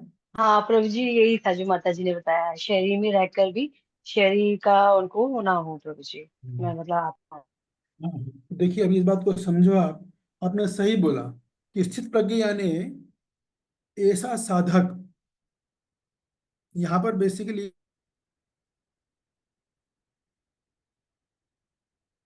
श्लोक नंबर 54 में भगवान किस योगी की बात कर रहे हैं योगा सीढ़ी के अनुसार? तो ऐसा है कि श्लोक क्रमांक इसमें जो बात हो रही है वो ऐसे साधक की बात हो रही है जिसने आत्मज्ञान प्राप्त कर लिया है। तो आत्मज्ञान का जिसने प्राप्त कर लिया वो कौन सा मार्ग है? वो है निष्काम कर्मयोग। तो निष्काम कर्मयोग का ऐसा साधक जिसने सिद्ध अवस्था हासिल कर ली है, जो सिद्ध हो गया है, अर्थात जिसने आत्मज्ञान प्राप्त कर लिया है, जिसने केवल कानों से सुना नहीं है कि मैं शरीर नहीं, मैं आत्मा हूं, बल्कि उसने उसका साक्षात्कार कर लिया है। ठीक है, उसकी बात हो रही है यहाँ पर। तो ये बेसिकली निष्काम कर्मयोग की बात हो रही है, इसको समझ लेना आप अच्छे से। ये जो जितने भी श्लोक 51-54 से लेकर 72 तक जितने भी श्लोक हैं, ये केवल निष्काम कर्मयोगी की बात कर रहे हैं। निष्काम कर्मयोग में सिद्ध हो गया है उसकी बात हो रही है, निष्काम कर्मयोग के साधक की बात नहीं हो रही है। जो निष्काम कर्मयोग करते करते करते सिद्ध हो गया, जिसका लक्ष्य था आत्मिकान, जिसने वो प्राप्त कर लिया है, उसके विषय में जानकारी चलेगी इन श्लोकों में। उसको आप समझ लो पहले से। तो ये जो श्लोक है, ये एक्चुअली इसका ऊपर वाला श्लोक भी आप देखो ना, 53वां श्लोक, एक मिनट में लिखाता हूँ। 53वां श्लोक है ना, 54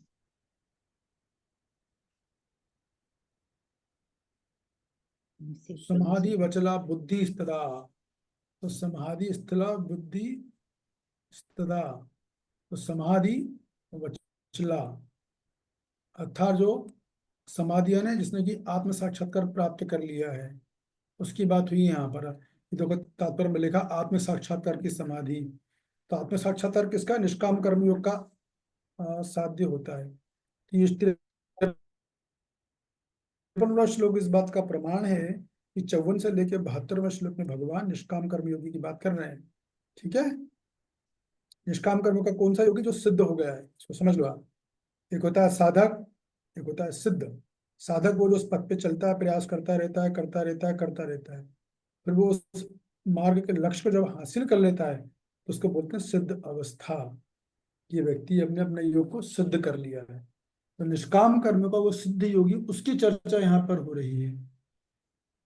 इसी अवस्था को जीवन मुक्त अवस्था भी कहते हैं, इसको मुक्त आत्मा भी कहते हैं, क्योंकि वो शारीरिक चेतना से, शारीरिक शरीर में जरूर है वो, लेकिन शारीरिक चेतना से पूरी तरह मुक्त हो चुका है। उसके मन में बात बैठ गई कि मैं शरीर नहीं हूं, मैं तो आत्मा हूं। लेकिन ये जो अवस्था है, ये भक्ति योग से भी प्राप्त की जाती है। ये जो अवस्था है कि हम शरीर नहीं, हम आत्मा है, ये भक्ति योग से मिल जाती है। फर्क इतना है कि जो निष्काम कर्म योगी वो लक्ष्य बना के प्राप्त करता है, और भक्ति योगी को वो तो रास्ते में मिलती है। उसका लक्ष्य तो कृष्ण प्रेम है। वृंदावन में उसकी लीलाओं में अपने जो जो भाव डेवलप किया, जो रस जो उसने विकसित किया है, उसमें वो लीलाओं में भगवान के साथ पार्टिसिपेट करना चाहता है, भाग लेना चाहता है। तो ये आत्मिक आने की बात, जो निष्काम कर्मयोगी का लक्ष्य है, जो उसका शादी है, तो उसको बेसिक गिफ्ट में मिल रहा है। ये तो उसको गिफ्ट में है ऑलरेडी, वो तो बहुत आगे की चीज जान रहा है। तो हमको ये समझना चाहिए अच्छी तरीके से कि इसमें मूलतः इन जो श्लोक हैं 54 से 72 तक, भगवान बोलेंगे निष्काम कर्म योग, और प्रभुपाद जी भक्ति योग की बात करेंगे। ठीक है, ये प्रभुपाद जी का तो भाव आप लोग समझ गए, मैंने बता दिया है। और रही बात ज्ञान योग की, तो ज्ञान योग में तो आदमी जब इस स्थिति पे आ जाता है, आत्मज्ञान प्राप्त कर लेता है, तब उसका प्रवेश होता है ज्ञान योग में। तो उससे पहले होता ही नहीं है, प्रवेश ही अलाउड नहीं है। तो ज्ञान योग तो भूल ही जाओ। लेकिन ये जो श्लोक है 54 से 72 तक, मैंने बार बार बोला, भी बोला, निष्काम कर्म में भी लागू है और भक्ति योग में भी लागू है। लेकिन फिर भी इन दोनों में बड़ा अंतर आने वाला है, बहुत जबरदस्त अंतर आने वाला है। देखो, एक बना स्थित प्रज्ञ निष्काम कर्म योग से, एक बना स्थित प्रज्ञ भक्ति योग से। तो उन दोनों में एक जबरदस्त अंतर आएगा। कोई बताना चाहेगा वो अंतर? देखिए, स्थित प्रज्ञ एक अवस्था है जिसको निष्काम कर्म योग से ही प्राप्त कर सकते हैं, जिसको भक्ति योग से ही प्राप्त कर सकते हैं। भक्ति योग तो उससे भी आगे चले जाता है, लेकिन इन दोनों में अंतर आएगा। तो सुनिए आप, जो निष्काम कर्म योग से स्थित प्रज्ञ अवस्था में आया है, उसके साथ क्या होगा? जब उस जीवन में दुख आएगा, कष्ट आएगा, या सुख आया, हानि लाभ हुआ, निंदा प्रशंसा हुई, मान अपमान हुआ, अमीरी गरीबी आई, इस तरह के द्वैत जब उसके जीवन में आते हैं, तो उसकी चेतना कैसी होती है? ये तो जो कष्ट मुझे आ रहे हैं, ये मुझे मेरे प्रारब्ध के कारण मिल रहे हैं, ये मुझे मेरे कर्म के कारण मिल रहे हैं, इसलिए मुझे इनसे विचलित नहीं होना है। तो मेरा अपना कर्मा था, जो मैं भुगत रहा हूँ। लेकिन वो इस स्थिति में आ चुका होता है कि मैं शरीर नहीं, मैं आत्मा हूँ। यहाँ तक है निष्काम कर्म योगी की सोच होती है। ये भक्ति योगी की सोच तो इससे भी बहुत आगे होती है, जबरदस्त आगे होती है। कौन बताएगा हाथ उठा के, जब भक्त योगी पे कष्ट आता है तो उसकी क्या चेतना होती है, क्या उसकी सोच होती है, क्या उसके विचार होते हैं? यस कांता जी बताइए। हरे कृष्णा प्रभु जी। प्रभु जी, वो भक्ति योग वाले बंदा यही सोचता है कि ठाकुर जी ने जो प्लानिंग की है, ये मेरी भक्ति को बढ़ाने के लिए मुझे कर्ज दिया है, जो भी दिया है। Good, very good. यस तनु माता जी। हरे कृष्ण प्रभु जी, दंडवत प्रणाम। प्रभु जी, जो भक्ति योग से आता है वो ये सोचता है कि भी जो मेरे साथ बुरा हो रहा है तो वो बहुत कम हो रहा है, भगवान इससे भी ज्यादा, मतलब मेरे जो मैंने कर्म किए हैं वो उससे भी ज्यादा बुरा हो सकता था, लेकिन क्योंकि मैंने भक्ति मतलब भगवान के शरण में हूँ तो भगवान ने बहुत कम करके मेरे को इसका फल दिया है। और जब अच्छे आते हैं तो बोलते हैं कि भगवान की कृपा है जो मेरे को ये मिला, मैं तो इसके लायक ही नहीं था। बहुत सुंदर। तो आपको समझ में आया कि निष्काम कर्म योग स्थित प्रज्ञ और भक्ति योग स्थित प्रज्ञ में कितना अंतर है चेतना में? आया ना? यस दीपिका यस जी, आप प्रभु भी जी। बोलिए। दीपिका जी बोलिए बोलिए, और से पूछूंगा जिन्होंने हाथ जी उठाए थे, फिर प्रभु से आप बोलिए। प्रभु जी यही था जो तनुमान जी ने बताया ना कि जो मिला है वो वही। और प्रभु जी आपने एक बार बताया था कि अच्छा होता है भक्तों के जीवन में तो हरि कृपा, और बुरा होता है तो हरि इच्छा। तो वो वाली चीज होती है कि अगर जो भी कुछ भी हाँ बुरा हो रहा है तो भगवान की कृपा है, हरि की कृपा है हमारे साथ ना। वो प्रभु जी एक भक्त की यही मेंटेलिटी होती है। हाँ जी प्रभु जी। बिल्कुल। तो अब आपको समझ में आएंगे ये श्लोक, रंगनायनी माता जी से पूछोगे आप तो उन्हें समझ में आ जाएगा कितना अंतर है। ये सब चीजें समझना बहुत जरूरी है। मेरा कहने का मतलब ये है, आपको मैं ये क्यों बताया कि देखो, हालांकि निष्काम कर्म योग और भक्ति योग में समानताएं हैं, लेकिन फिर भी निष्काम भक्ति योगी की चेतना तो निष्काम कर्म योग से बहुत आगे होती है। उसकी चेतना तो ज्ञान योग से भी बहुत आगे होती है। उसकी चेतना अष्टांग योग से भी बहुत आगे होती है। हर मार्ग में स्थित प्रज्ञ है, लेकिन भक्ति योगी और स्थित प्रज्ञ तो बहुत आगे है। उसके जीवन में कष्ट आता है तो तनु माता जी ने बिल्कुल सही बोला, जब भी सुख दुख मान अपान इंद्र अपमान आता तो वो क्या सोचता, ईश्वर प्रदत्त। वो क्या सोच रहा है, मेरा अपना कर्मा है, मेरा प्रारब्ध है जो मुझे भुगतना है। भक्त ऐसा नहीं सोचता, भक्ति होगी तो ईश्वर के द्वारा दिया गया है भाई, भगवान का गिफ्ट है मेरी लाइफ में, भगवान का प्रसाद है ये मेरा कर्मा नहीं है। वो सोचेगा मेरा कर्मा है। इसलिए कभी भी भक्तों को आप कष्ट में देखो तो कभी ये नहीं बोलना चाहिए वो अपने कर्मों को भुगत रहा है। यदि कोई ऐसा बोल रहा है तो आप समझ जाओ कि अनाड़ी है, इसने बस नाम की डिग्री ली है, कुछ गीता समझा नहीं अभी तक ये। भले फिर कितने साल उसको भक्ति करते होगा, भले वो कितनी बड़ी पोस्ट पोजीशन पे हो, लेकिन उसको सही ज्ञान नहीं है। इसको आपको दिमाग में अच्छे से बिठा लो। भक्त को कभी बोलने नहीं चाहिए कि अपने कर्मों को भुगत रहा है। वो तो भगवान कृष्ण की विशेष योजना है उसके जीवन में शुद्धिकरण करने के लिए। तो भक्ति योगी की क्या चेतना होती है, तो ईश्वर में तो बहुत ज्यादा आना था मेरे को, सही बोल रही है तनु माता जी। मैं तो बहुत इतने अनंत कोटि पाप किए हैं भाई, अनंत जन्मों से अनंत कोटि पाप करते आए हम लोग। वो तो इस जन्म में आके हम सुधरे हैं, तो हम लोग का लगता है मैं बड़ा अच्छा हूँ या मैं बहुत अच्छी हूँ, ऐसा हम सोचते हैं। लेकिन ये रियलिटी, अब पीछे देखो तो पीछे हम बलात्कारी थे, डाकू थे, चोर थे। हमने ऑपरेशन थिएटर में जाके डॉक्टर बन के किसके किडनी निकाल ली, किसका हमने क्या कर दिया हमें खुद पता नहीं है तो अनंत कोटि जन्म में कोई गिनती नहीं है उनकी। तो भक्त सोचता है इतने सारे मैंने पाप किए तो मेरे को तो पता नहीं कितना भुगतना चाहिए। ये तो केवल साधु गुरु शास्त्र की कृपा है कि भाई जरा सा मेरे को कष्ट आया, हम किचन में गए थे सब्जी काटने के लिए, अंगूठा कट गया। वैसे कटनी थी गर्दन, अगर कर्मफल देखें तो गर्दन करके छटपड़ा छटपड़ा के तड़प तड़प के मरना था। लेकिन शमाजिनी किचन में गई, भोग लगानी थी, भगवान का बैगन काट रही थी, जरा सी उंगली कट गई, भगवान ने डेटॉल पट्टी लगा के काम कर चला दिया। ये भक्त की चेतना होती है, तत्तेनुकंपा शिक्षा मानो। तो भक्त में भगवान के प्रति कष्टों में कृतज्ञता आ जाती है, भगवान कितने दयालु हैं, कितना मुझे ऐसा कष्ट दे रहे हैं, भगवान आप कितने कृपालु कितने दयालु। रहता है कि भगवान आज नहीं तो कल मुझ पर जरूर कृपा करेंगे, 100% कृपा करेंगे। उसमें कृतज्ञता भी रहती है भगवान के प्रति विश्वास रहता है, धैर्य का गुण भी रहता है, धैर्य भी रखता है, कोई बात नहीं, अभी थोड़ी तकलीफ है, निकल जाएगा समय, भजन करते रहो, नाम जप करते रहो, क्लासेस मिस मत करो, जितना सो एक क्लासेस सुनो, अध्ययन करो अच्छे से, गीता का प्रॉपरली गहराई से, जैसे आप सब लोग कर रहे हैं, इतना ही करोगे तो बहुत तेजी से आगे चले जाओगे, अपनी गारंटी दे रहा हूँ। 6 अध्याय खत्म हो जान दो, आप सारे के सारे बदले दिखोगे, पूरे बदल गए होगे। बिल्कुल डंके की चोट पे बोल रहा हूँ, बदल गए मतलब बाहर से तो वही रहोगे, अंदर से बदल जाओगे पूरे। आपका सोचने का नजरिया, दुनिया को देखने का नजरिया, गीता को पढ़ने का नजरिया एकदम बदल जाएगा, एकदम जॉयफुल मूड में रहोगे आप लोग, बिंदास खुश रहोगे। थोड़ा बहुत फ्रस्ट्रेशन आएगा, थोड़ा बहुत कुछ समय का, फिर मस्त एकदम ऐसे हो जाओगे। केवल पहले षटकम में, 2 षटकम की तो बात ही छोड़ो अभी। अगर आप बराबर अध्ययन करते रहे, ऐसे क्लासेस में रेगुलरली आते रहे जैसे भी आ रहे हो, तो ये बात है, बहुत बड़ा अंतर है। तो भक्तियों की चेतना बहुत आगे होती है, इसको आपको अच्छे से समझ लेना चाहिए। आप ये मत सोचिए कि केवल निष्काम कर्म योग हो, बल्कि निष्काम कर्म का योगी या अन्य कोई भी योगी हो, वो सब अपने कष्टों को अपना प्रारब्ध ही मानते हैं। ज्ञान योगी भी प्रारब्ध मानता है, अष्टांग योगी भी अपना प्रारब्ध मानता है।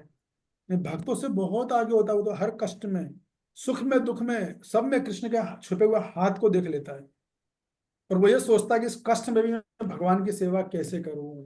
ये उसकी और अच्छी विशेषता होती है। ठीक है, जीवन में तकलीफ है, बाधाएं आ रही हैं, तब भी मैं भगवान की सेवा कैसे अच्छे से अच्छे कर सकता हूँ। तभी तो भगवान को अपने भक्त इतने प्रिय हैं। तभी भगवान ये बोलते हैं, डंके के छोटे बोलते हैं, इस पूरे ब्रह्मांड में सबसे अच्छे कोई है तो वो मेरे भक्त हैं, और कोई नहीं है।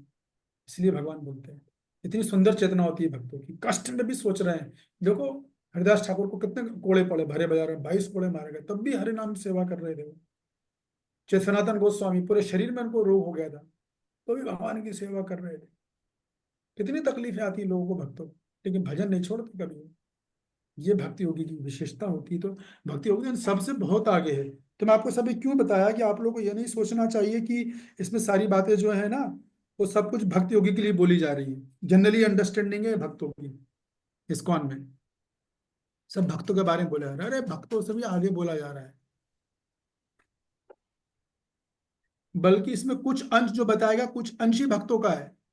भक्त भगवान निष्काम कर्म योग बोल रहे हैं ना, भक्तों की तो और आगे होता है, तो कुछ अंश तो मिलता है भक्ति योगी से, निष्काम कर्म योग का। बाकी भक्त तो बहुत आगे, तो कुछ अंश जो है इस निष्काम कर्म योग जो भगवान बोल रहे हैं, कुछ भाग भक्तों पे भी लागू होगा, कुछ लक्षण भक्तों पे भी लागू होंगे, लेकिन सभी नहीं होंगे। क्यों? क्योंकि भक्त योगी इनसे भी आगे। इसमें आपको उदाहरण देके बताया, इसको समझ लो आप। रही बात प्रभुपाद जी की, तो देखो प्रभुपाद जी को सब कुछ समझ में आ रहा है कि कौन से फ्लो में क्या चल रहा है। जो 4 खंडे प्रभुपाद जी को सब समझ में आ रहा है कि ये 74 से लेकर 72 तक में निष्काम कर्म योग बोल रहे हैं भगवान। लेकिन प्रभुपाद जी का क्या विशेष तरह का अपना भाव है, उनका अपना अपना मूड है, मिशन लेकर आए हैं, उनके पास उन्हें गुरु का आदेश है, उन्हें कृष्ण भक्ति का प्रचार करना है, अधिक से अधिक लोगों को कृष्ण भक्ति देनी है। तो उनका उस भाव को रखते हुए प्रभुपाद जी अपने सारे तात्पर्य को भगवान के श्लोकों को भक्ति योग की दृष्टि से ले रहे हैं, क्योंकि ये सेवा उन्हें भगवान कृष्ण ने दी हुई है। इसलिए प्रभा जी भक्ति योग डाल रहे हैं। लेकिन आप लोगों को समझना चाहिए कि यहाँ पर प्रसंग क्या चल रहा है, ये मैं बताना चाह रहा हूँ। यहाँ प्रसंग निष्काम कर्म योग का चल रहा है, ठीक है। अगर आप इस चीज को नहीं समझोगे तो जैसे दूसरे भक्त लोग कंफ्यूज, आप भी कंफ्यूज रहोगे कि ज्ञान योग है कि निष्काम कर्म योग बोल रहे हैं कि भक्ति योग बोल रहे हैं, कुछ क्लैरिटी नहीं, कंफ्यूज रहेंगे एकदम। तो आपको क्लियर होना चाहिए प्रसंग जो है निष्काम कर्म योग का है। लेकिन प्रभुपा जी ने भक्ति योग डाला है, और श्लोकों में भी भगवान जो है निष्काम कर्म योग जब बोल रहे हैं तो कुछ भाग भक्ति योग के लिए अप्लाई होगा, ऐसा नहीं, लेकिन पूरा का पूरा नहीं होगा। ये भक्ति योग तो उससे भी आगे, भक्ति योग तो भगवान 59वें श्लोक से बोलने वाले आगे, आगे बोलेंगे। हाँ, भक्ति योग बीच में बोलेंगे भगवान, 61 में बोलेंगे शायद, एक श्लोक में बोलेंगे भक्ति योग का। तो ये समझना चाहिए, मुद्दा यही मैं आपको समझा रहा था। तो मेरी बात समझ में आई आपको जो मैंने समझाई? श्लोक की चर्चा हम लोग कल करेंगे, ठीक है ना। तो अभी जो मैंने बात आपको समझाई वो समझ में आई कि नहीं आई, ये बताइए। किस किस को आ गई समझ में जो मैं समझा रहा था? जितना भी आइए बताइए हाथ उठा के। हाँ, ये पूरी मित्र रंगनारायणी माता जी अच्छे से समझ गई होंगी। बोलिए रंगनारायणी माता जी। हाँ जी, हरे कृष्ण प्रभु जी। ज्यादा तो नहीं मैं बता जी पाऊंगी। इसमें यही है कि इस श्लोक के अंदर जो आपने स्थित प्रज्ञ बताया, कि जो निष्काम कर्म करते करते व्यक्ति जो है ना सिद्ध हो चुका है, ये उसके लिए है लोग, मतलब ये निष्काम कर्म योग के बारे में है, लेकिन जो सिद्ध हो चुका है। लेकिन प्रभुपाद जी जो है इसमें भक्ति योग की बात करेंगे, वो भक्ति योग के बारे में ही बताएंगे। तो जो भक्ति करता है व्यक्ति वो निष्काम कर्म योगी से कहीं श्रेष्ठ होता है।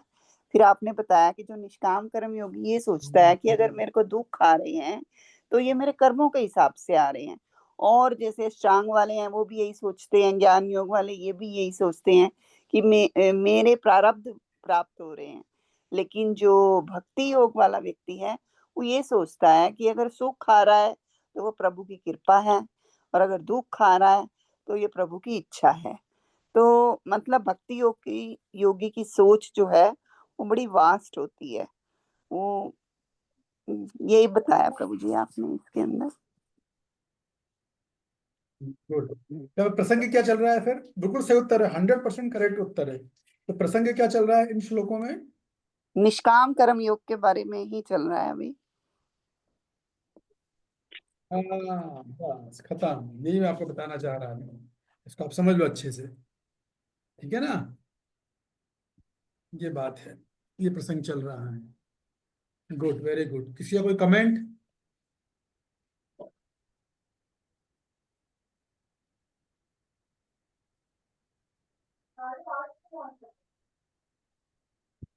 Yes Shivani ji, Hare Krishna Prabhu ji.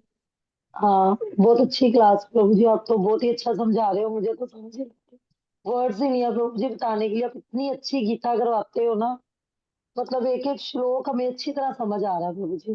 Thank you very much Prabhu ji. Okay. Yes Mamta Surin ji. जी प्रभु जी। जी प्रभु जी, मैंने अभी आपकी ये वाली 2 या 3 क्लास लगाई हैं, 2 ही लगाई हैं शायद। और मैं बहुत ज्यादा कंफ्यूज थी इस काम और निष्काम कर्म में। अब मेरा वो सारा डाउट क्लियर हो गया है आपकी क्लासेस सुनने के बाद। Very good, thank you. Neelam Mata ji, आप कुछ बोलना चाह रहे प्रभु जी थे आप क्या? बहुत अच्छा सिखा रहे हैं। जी प्रभु जी, हरे कृष्णा, आपको प्रणाम। प्रभु जी बहुत अच्छा बताया आज जो आपने बताया, निष्काम कर्म योगी के कष्ट आते हैं तो वो क्या सोचता है और भक्ति योगी क्या सोचता है।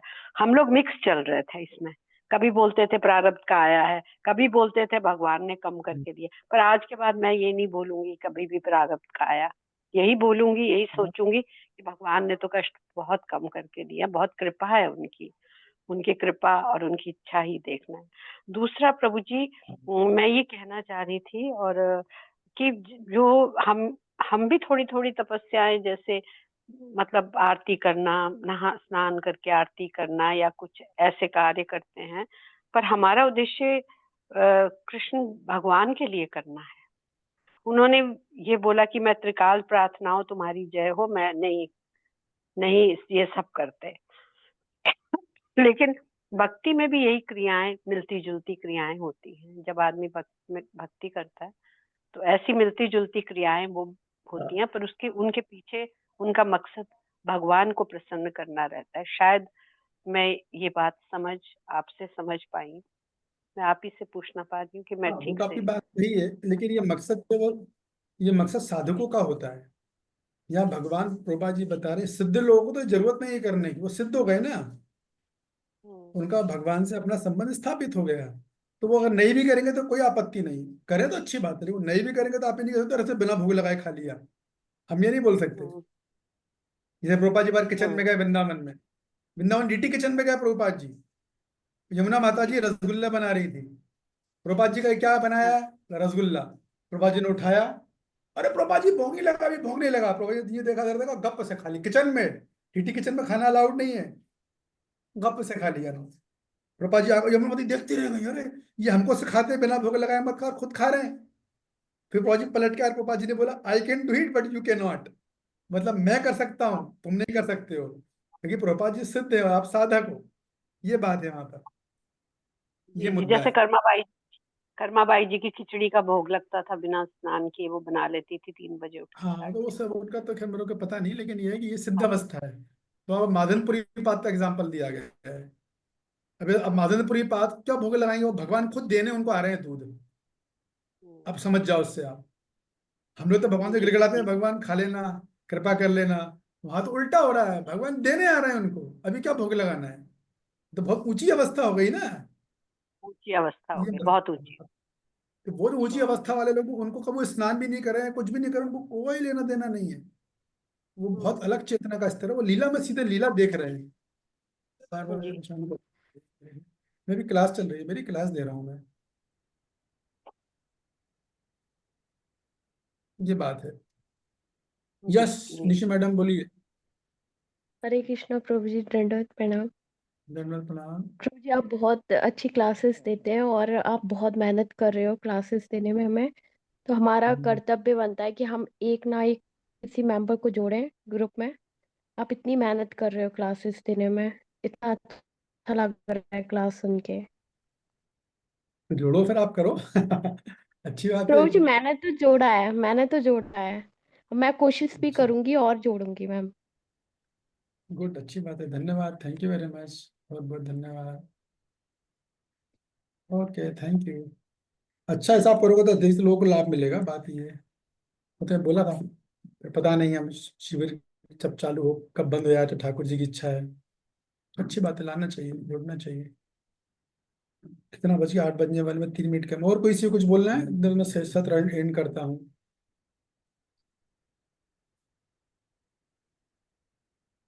तनु माता जी, आप कुछ कहना चाहते हैं? हरे कृष्णा प्रभु जी, दंडवत प्रणाम प्रभु जी। क्लास तो एकदम A1 मस्त, बहुत अच्छी क्लास है। बस एक प्रॉब्लम है प्रभु जी, थोड़ा सा मुझे लग रहा है कि रिकॉर्डिंग्स जो हैं वो शायद नहीं हो पा रही हैं, टाइम पे नहीं हो पा रही, कुछ शायद कारण है किसी वजह से प्रभु जी। तो आप कुछ वो रिकॉर्डिंग तो का मेरे कुछ ख्याल प्रॉब्लम। है ना, आपको कारण बताया था ना मैंने। यस प्रभु जी। आवाज कट रहा है। मैं कह रही थी प्रभु जी, अब आ रही है? अब रिकॉर्डिंग की प्रॉब्लम हो रही है प्रभु जी, रिकॉर्डिंग्स शायद टाइम पे नहीं हो पा रही हैं, तो शायद अगर थोड़ा सा आप मेरे ख्याल से हम अगर सब एक्चुअली रिकॉर्डिंग्स जो हैं वो प्रभु जी को रिकॉर्ड करने के लिए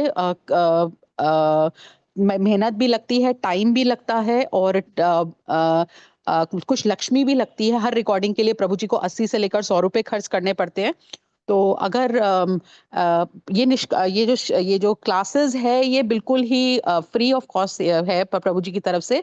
बट ये हमारा फर्ज बनता है खुद कि हम अगर थोड़ा सा प्रभु जी को हेल्प कर सके, हमारी ही सुविधा के लिए, हम ही उनकी सुविधा के लिए अगर उनको हेल्प कर सके, तो ये सब भक्तों से मेरी गुजारिश है कि अगर प्रभु जी के लिए ही हम अपनी लिए, प्रभु जी के लिए नहीं, अपनी क्लासेस रिकॉर्ड ताकि हम खुद सुन पाए, उसके लिए अगर कुछ सेवा कर सके, कुछ लक्ष्मी की, तो मेरे हम पूरी क्लास की तरफ से मैं बहुत कृतार्थ होंगी, प्रभु जी की हेल्प हो जाएगी। अदरवाइज ये प्रभु जी का नहीं है कि प्रभु जी सेवा करे, वो लक्ष्मी लगाएं और क्लासेस रिकॉर्ड हों। ये तो हम लोग की तरफ से बनता है कि हमें, क्योंकि प्रभु जी पहुंचाना चाहते हैं, जो भक्त नहीं आ रहे या जो दोबारा से सुनना चाहते हैं भक्त लोग, वो इसको मेंटेन कर सके या इसको दोबारा सुन सके, इसके लिए वो रिकॉर्डिंग करते हैं। तो अगर सब भक्त इस पे थोड़ा सा विचार करें और थोड़ा लक्ष्मी से सहयोग करें, तो हम सबके लिए बहुत अच्छा होगा। हरे कृष्णा। थैंक यू माता जी, बहुत अच्छा, हम लोग सभी करेंगे ये सब चीजें प्रभु जी के लिए। यस, हम प्रभु जी के लिए नहीं माता जी, हमारे लिए, खुद हमारे, हम सबके लिए, ऑब्वियसली हमारे ताकि लिए, क्योंकि प्रभु जी इतनी हमारी हेल्प कर रहे हैं आगे भक्ति में यस यस बढ़ने के यस प्रभु लिए। जी। श्योर। हाँ, क्योंकि हर रिकॉर्डिंग, हर में लक्ष्मी लगती है, मेरे ख्याल से 100 सवा 100 रुपए का खर्चा आता है, 80 से 100 सवा 100 का रिकॉर्डिंग को अपलोड करने में और ये सब करने में। तो अगर सब लोग लक्ष्मी से कंट्रीब्यूट करें और प्रभु जी पे बर्डन ना आए, क्योंकि प्रभु जी खुद भी देख रहे हैं, माता जी को भी देख रहे हैं, उनके ऊपर अपने ही बहुत सारे अपना ही है। तो अगर हम सब उनको थोड़ा अपनी ही रिकॉर्डिंग के लिए उनको थोड़ा सपोर्ट कर दे, तो उनको इस चीज से टेंशन नहीं होगी। I agree with you. ठीक है माता, धन्यवाद, थैंक यू। हरे कृष्णा प्रभु जी, दंडवत प्रणाम। ओके। हरे कृष्ण प्रभु जी। हरे कृष्णा प्रभु जी, धन्यवाद हरे प्रणाम। Krishna Prabhu ji, thank you very Hare much. Krishna Prabhu ji, Prabhu ji. धन्यवाद। कल्पतरुगणस्य कृपासिन्धु वैचापति हरे कृष्णा। वैष्णवेभ्यो नमो नमः। किसी बात का आप लोग बुरा मत मानिएगा, चिंता मत कीजिए, आपको क्लासेस बराबर मिलती रहेंगी। तो थोड़ा आगे पीछे जरूर होगा कुछ समय के लिए, लेकिन मिलेंगे। अभी तो मेरा ख्याल है क्लासेस अपलोड हो चुकी है, केवल शायद आज की रह गई होगी, या पिछली, जब मेरे ख्याल है सभी क्लास हो चुकी है, यस पूरी अपलोडेड है अभी तक तो, जितनी हुई है। तो कभी डिले हो जाता है, लेकिन क्लासेस सारी मिलेंगी आप लोगों को। थैंक यू प्रभु जी। ठीक है, कृष्ण प्रभु जी। धन्यवाद, थैंक यू वेरी मच। कल फिर मिलेंगे हम लोग। कल होगी क्लास 5:45 से 5:45। आज इसलिए नहीं हुई कि आज क्या कि नित्यानंद त्रयोदशी थी, तो आज हमारा बैच ने छुट्टी ले ली, स्टूडेंट लोग आ नहीं पाए, तो फिर मैंने 6:30 से क्लास ले ली। मतलब हमारा रेगुलर टाइम जो है ना 5:45 से 5:45 वही चलेगा, ठीक है। तो अगर मैं ग्रुप में मैसेज नहीं भी डाल पाता हूँ तो आप लोग मान के चलिए क्लास तो 5:45 से 5:45 होगी ही होगी। और अगर कोई चेंज होता तो फिर तो मैं इन्फॉर्म करूंगा ही करूंगा, ठीक है। धन्यवाद, थैंक यू, हरे कृष्णा। हरे कृष्ण प्रभु जी, धन्यवाद। धन्यवाद।